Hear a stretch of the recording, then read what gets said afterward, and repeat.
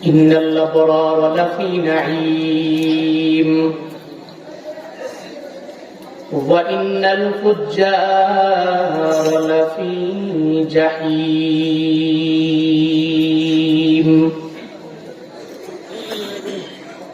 আল্লাহ জানায় দিলেন, এই মানুষ, যারা নেক আমল করে আগে যাবে ওই বান্দাগুলো জান্নাতি হয়ে যাবে, যারা গুনাহের কাজ করবে এরা জাহান্নামী হয়ে যাবে। দুইটা পথ আল্লাহ জানায় দিলেন, এই দুইটা পথের প্রতীক যারা হয়ে যাবে, এই কাজ করলে ওই বান্দা জান্নাতি হয়ে যাবে, এই কাজ করলে বান্দা জাহান্নামের লাইনে আগে যাবে। কোন কাজের মাধ্যমে জান্নাত পাবে এ ব্যাপারে আমার মাওলা কালামুল্লাহ শরীফের মধ্যে আমার মদিনাওয়ালা নবীর মাধ্যমে জানায় দিলেন। কোন কোন কাজগুলো করলে জাহান্নামী হওয়া লাগবে এই কাজের ব্যাপারেও আমার মাওলা কোরআনের মধ্যে জানায় দিলেন। আল্লাহ পাক জানায় দিলেন দুইটা পথের কথা, একটা হলো জান্নাতের পথ আর একটা হলো জাহান্নামের পথ। দুইটা পথের ব্যাপারে আল্লাহ জানায় দিলেন। কোন বান্দা যদি নেক আমল করে নিজের পরিপূর্ণ সাজায় কুরআন দ্বারা জিন্দেগিটাকে গঠন করে আগে যায়, আবরারদের অন্তর্ভুক্ত হয়ে যাবে। আর আল্লাহ জানায় দিলেন যেই বান্দাগুলো আমার আবরার বান্দাদের অন্তর্ভুক্ত হয়ে যাবে, আমি আল্লাহ ধইরা হাসরের ময়দানে এদের বেলা হিসাব জান্নাতে দিয়ে দিব।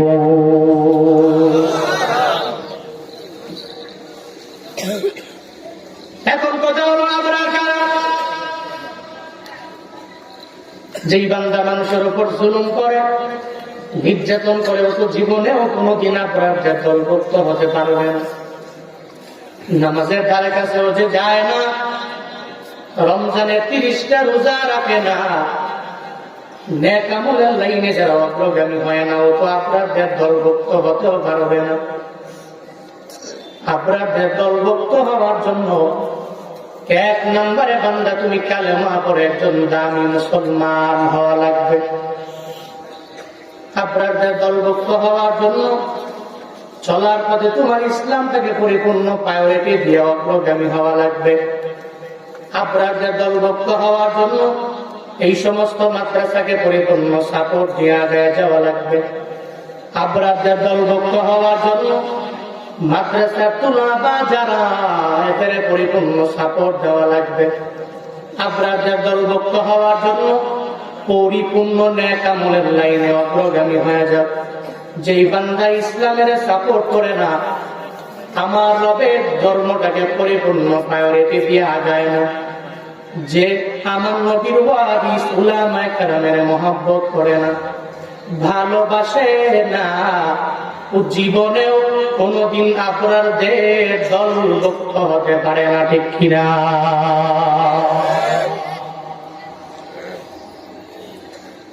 এই যে বগুড়া দুধটা দিয়ে একটা সন্তানের ব্যাপারে আলিমে পড়তো, মাদ্রাসার ছেলের ব্যাপারে রাজ্যে জানায় দিল সে নাকি তার মাকে দুনিয়া থেকে বিদায় করে দিয়েছে। পুরো দেশের মানুষ বড় অবাক, এটা মাদ্রাসার ছেলে হইয়া কিভাবে তার মাকে দুনিয়া থেকে বিদায় করে দেয়।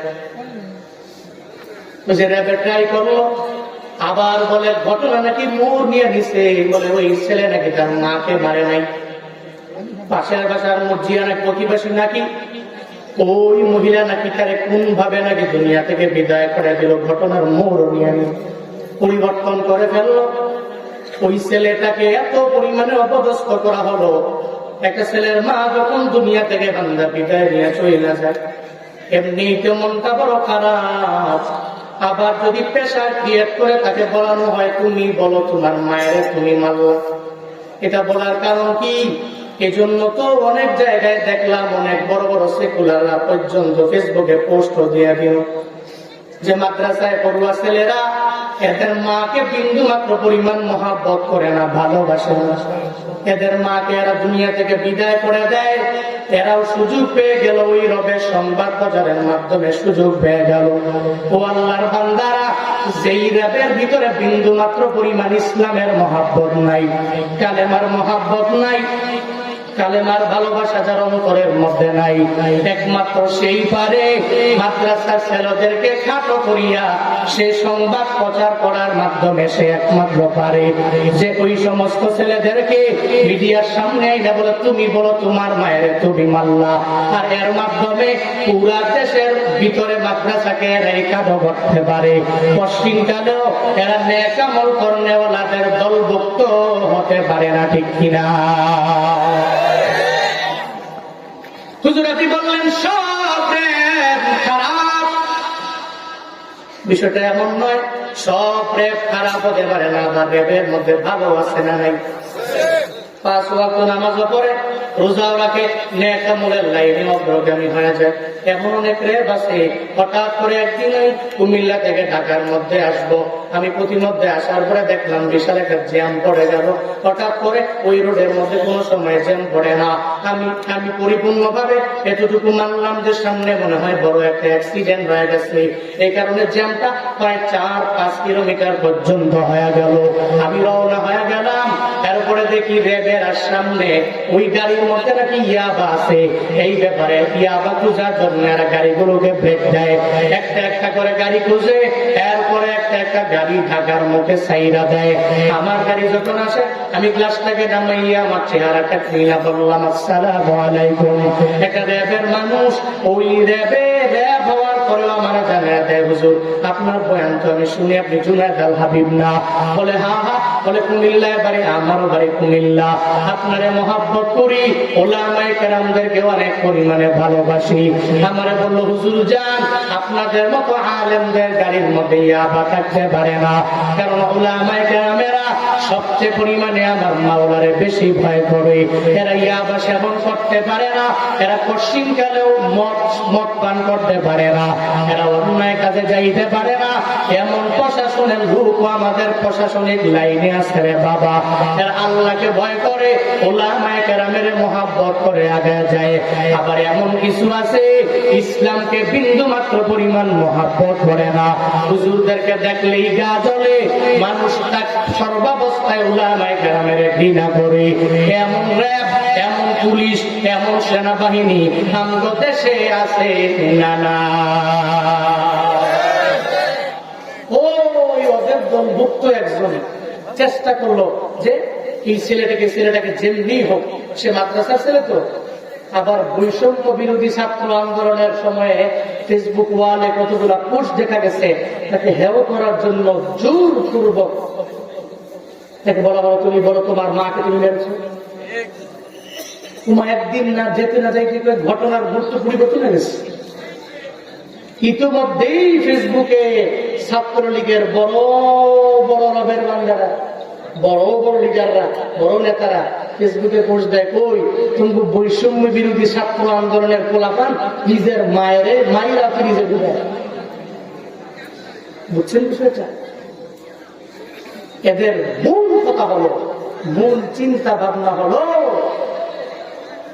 ইসলাম যারা ফলো করে, যারা কালেমা পড়ে, ইমানদার যারা, যে সমস্ত ব্যক্তিদের অন্তরের ভিতরে রবের ভয়, তাকওয়া, মানুষের অন্তর থেকে এদের ভালোবাসা থেকে এরা দূরে সরাতে চায়, কিন্তু এরা জানে না যে সমস্ত ব্যক্তি আল্লাহকে ভয় করে, আল্লাহ পাক নিজেই বলেছেন ইন্না আকরামাকুম ইনদাল্লাহি আতকাকুম, যে ব্যক্তি আল্লাহকে বেশি ভয় করে দুনিয়াতে এবং আখিরাতে তার চাইতে বেশি সম্মানিত কেউ হতে পারে না। চিল্লা কও ঠিক কিনা? যারা আল্লাহকে ভয় করে তারা সম্মানিত। ঘোষণা কার? ঘোষণা কার? আল্লাহ। আল্লাহ পাক জানায়া দিলেন যারা আপনারা জান্নাতি হয়ে যাবে, যারা ফুজ্জারেরা জাহান্নামী হয়ে যাবে।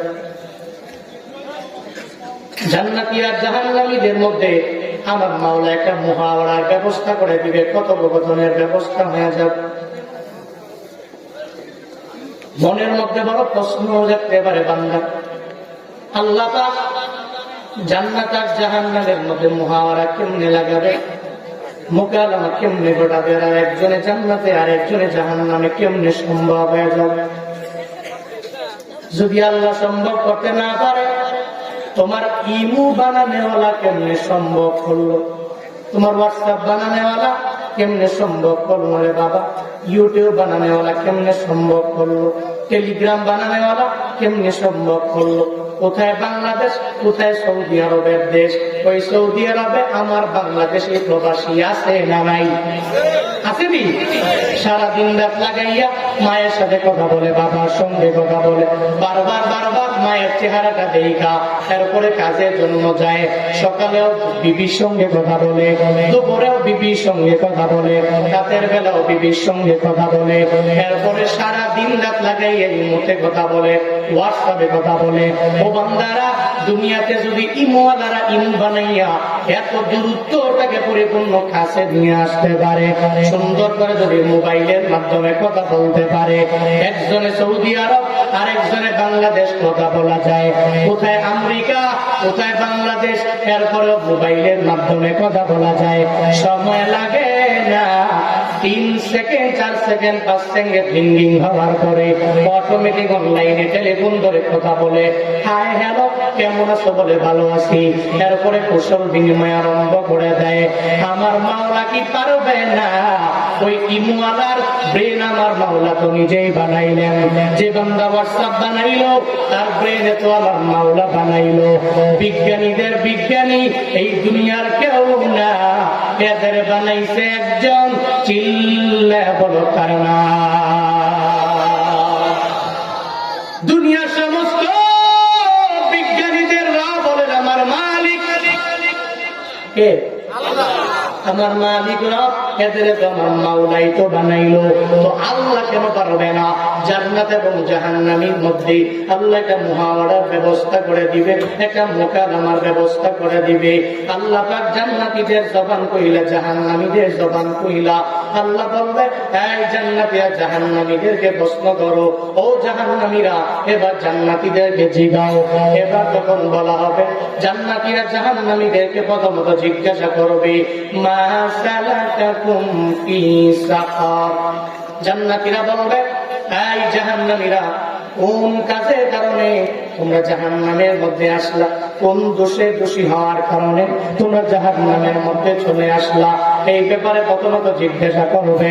কারণ দুইজন তো একই বাজারের মধ্যে গেলাম, চান্দাইকুনা বাজারে আমিও গেলাম, তুমিও গেলা। তুমি যে উপজেলায় কাজের জন্য গেলা, আমিও ওই উপজেলায় কাজের জন্য গেলাম। তুমি যেই জেলায় যাও, আমিও একই জেলার মানুষ। তুমি যেই দেশের মধ্যে বাস করতে, আমিও সেই দেশের মানুষ। এই যে শ্রোতারা বয়ান শুনতে আসলো, সব আমল কইরা জান্নাতে যাবে এমন হবে না। এখানে এমন আছে অনেকে জাহান্নামী হয়ে যাইতে পারি রে বাবা। কে জান্নাতি কে জাহান্নামী আমিও জানি না, আমার বাবাও জানে না, দুনিয়ার কোন বান্দা বলতে পারবে না। কারণ জান্নাতি জাহান্নামী বানানো কেউ বানাইতে পারবে না। একজন পারে, চিল্লা বলো কার নাম?